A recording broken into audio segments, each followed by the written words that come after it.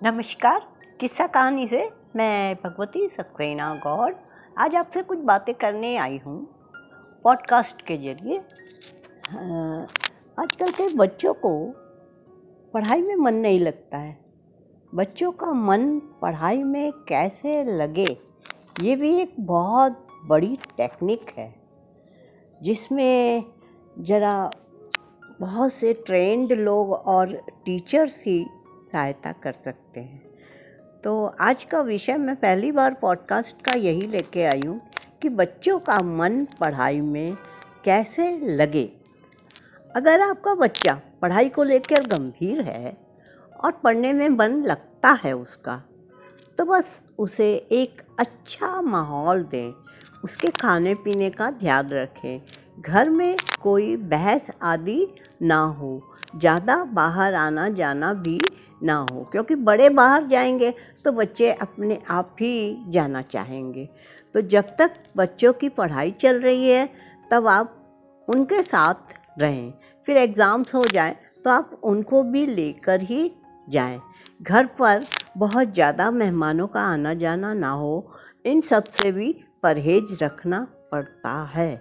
लेकिन अगर जिस बच्चे का पढ़ने का मन ही ना करे, साम दाम दंड भेद किसी बात का असर ही ना हो, तब माता पिता के लिए चिंता का विषय बन जाता है।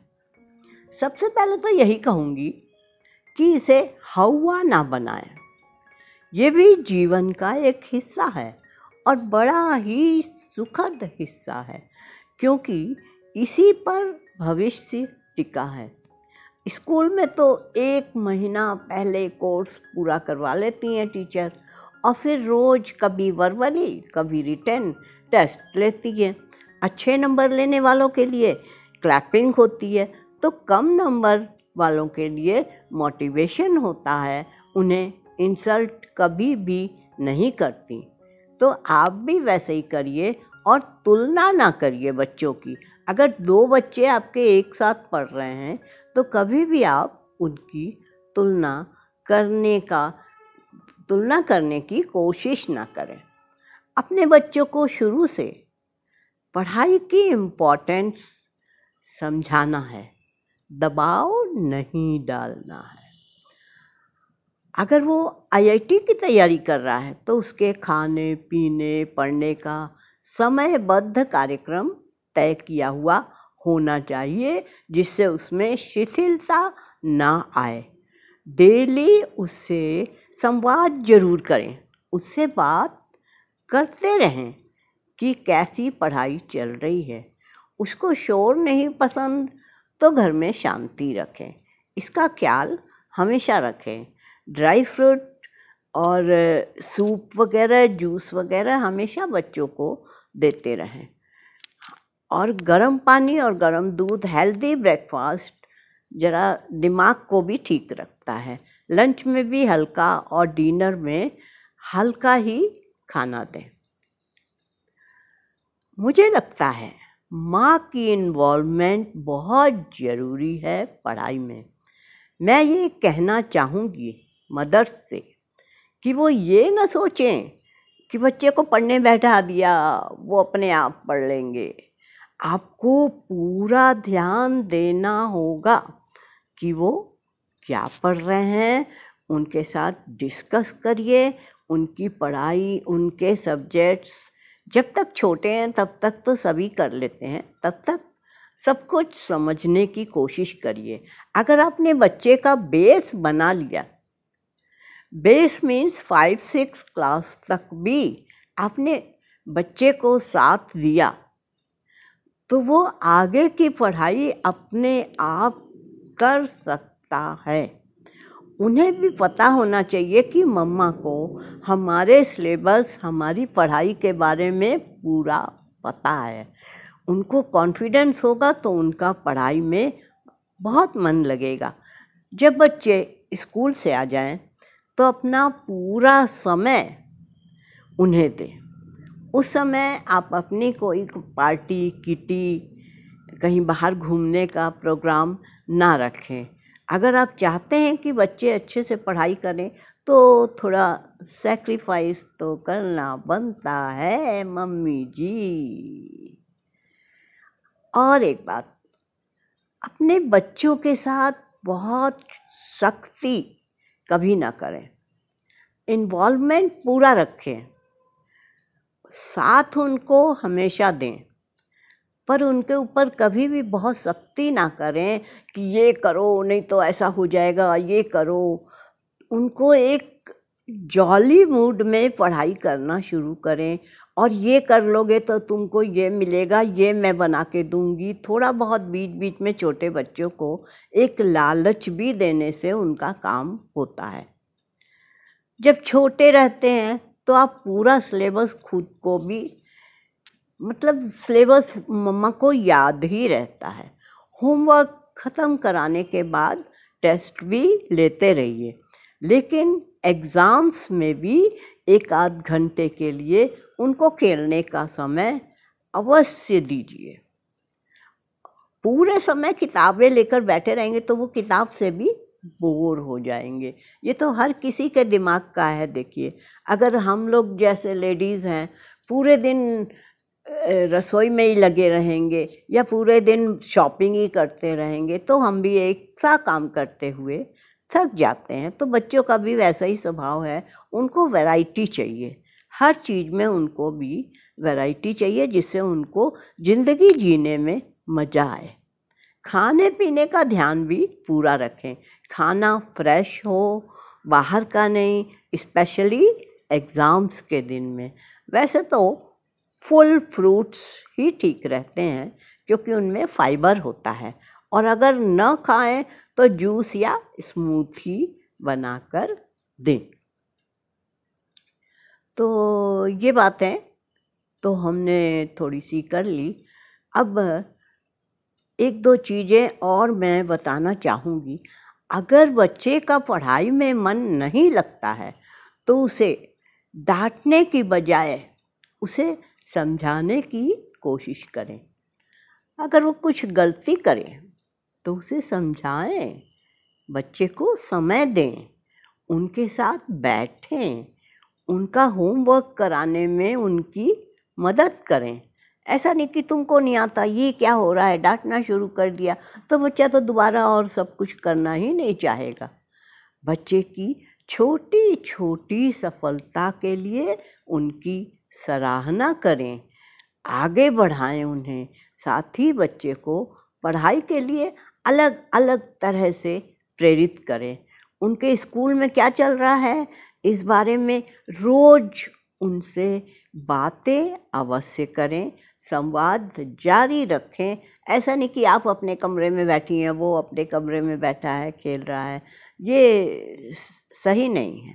पहले के लोग भी बहुत बातचीत तो बच्चों से बहुत ज़्यादा करते थे। उनको एक बार दिन भर में एक बार या स्कूल से आए तो एक बार हग ज़रूर करें, एक बार उनके गले लगें कि हाँ भाई मैं हूँ तुम्हारे साथ, तुम डरना नहीं। बच्चे का पढ़ाई में मन न लगने का एक कारण और होता है, ध्यान रखें, नींद उसकी पूरी हो।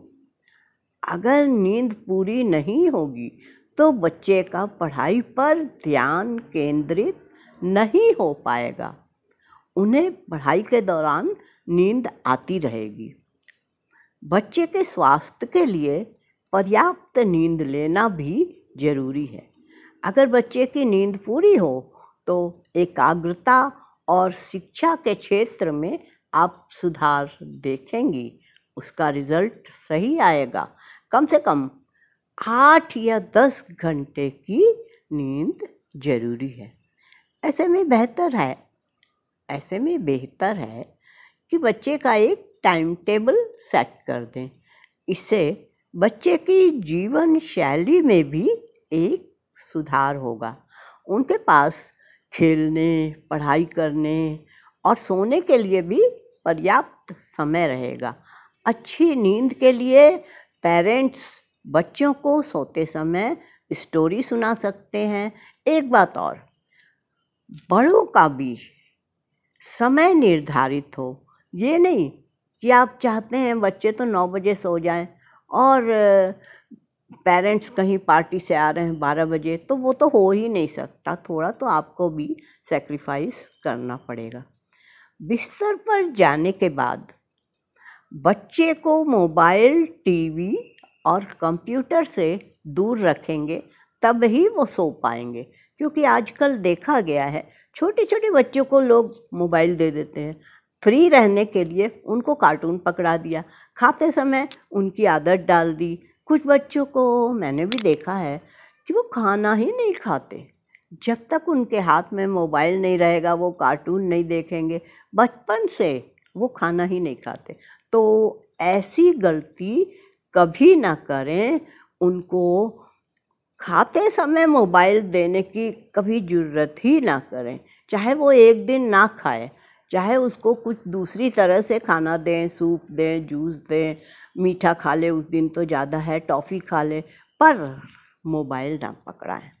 यूँ तो बच्चों का मन पढ़ाई में न लगना एक सामान्य सी क्रिया है, लेकिन अगर ये समस्या अत्यधिक हो तो माता पिता के लिए चिंता का कारण भी बन जाती है।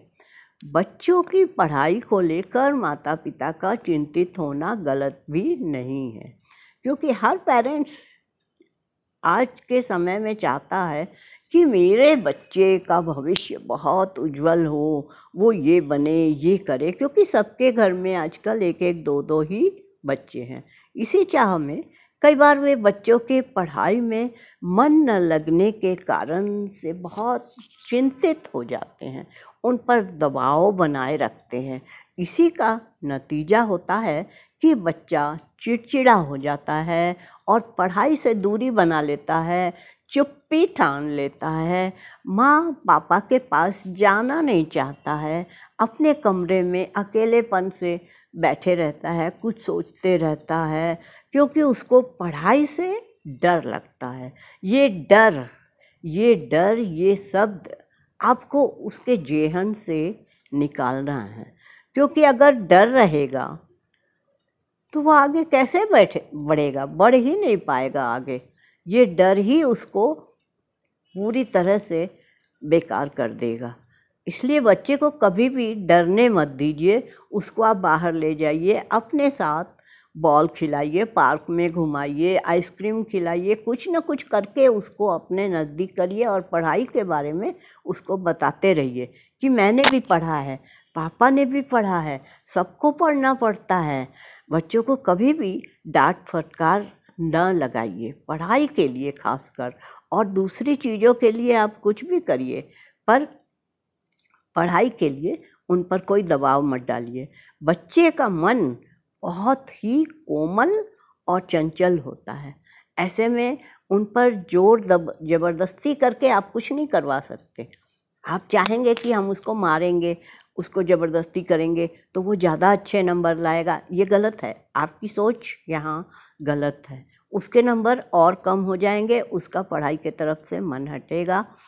और बच्चे का अगर पढ़ाई में मन लगाना है तो उसकी धीरे धीरे थोड़ी थोड़ी तारीफ़ करें, क्योंकि हर बच्चे में कुछ खूबी होती है, वो कुछ तो अच्छा करता ही है। अब आपके ऊपर है कि आप ढूंढें कि उसमें अच्छाई क्या है, उसका दिमाग किस तरफ लग रहा है, कौन सा काम वो बहुत अच्छा करता है, जो आप जिसकी सराहना प्रशंसा कर सकती हैं। ये आपके लिए टेस्ट है।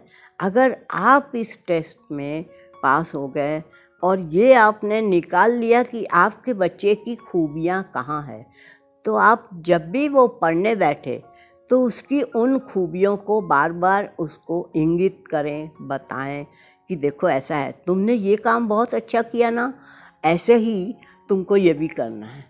जैसे अगर वो अंग्रेजी बहुत अच्छी जानता है, लिख लेता है, पर आजकल के कई बच्चे हिंदी लिखने में पीछे हो जाते हैं, हिंदी के शब्द उनको भारी लगते हैं, तो उनको बार बार ये समझाइए, जैसे ये अंग्रेजी है ना, ऐसे लिखते हैं, बहुत सरल हो जाता है ना बार बार लिखने से, ऐसे आप 2-3 बार हिंदी के शब्द लिखो, आपको बहुत सरल लगेगा। ये गणित भी, मैथ्स भी कठिन नहीं है। ये 1-2 बार लिखो, ये एडिंग कर लेते हो ना, बिल्कुल ऐसे ही मल्टीप्लिकेशन भी है, बिल्कुल ऐसे ही है। थोड़ा सा आगे बढ़ो, दिमाग लगाओगे, देखो कितना बढ़िया कर रहे हो। जब तुम एडिंग इतने जल्दी फटाफट कर ले रहे हो तो तुम्हारे लिए मल्टीप्लाइंग भी 2 मिनट का काम है। अगर इस तरह से आप अपने बच्चों को थोड़ा सा समय देंगी तो आपका बच्चा भी निश्चित बहुत बड़ी पोस्ट पे जाएगा। आजकल तो एक से एक बड़ी बड़ी पोस्ट हैं, क्योंकि हर घर के 1-2 बच्चे होते हैं और उनका भविष्य उज्जवल बनाना हर माँ बाप का कर्तव्य भी है और वो चाहते भी हैं कि उनका नाम हो। क्योंकि बच्चा कुछ बनेगा तो वो किसका नाम होगा? उनके बच्चे हैं, आपका ही तो नाम होगा। थोड़ा समय दीजिए, फिर आप हमेशा ये ध्यान देंगे, हमेशा ये गर्व करेंगे कि मेरा बेटा यहाँ तक पहुँच गया। नमस्कार, ये मैं थी भगवती सक्सेना गौड़। पॉडकास्ट के जरिए आपसे बातें कर रही थी किस्सा कहानी के चैनल में। नमस्कार दोस्तों।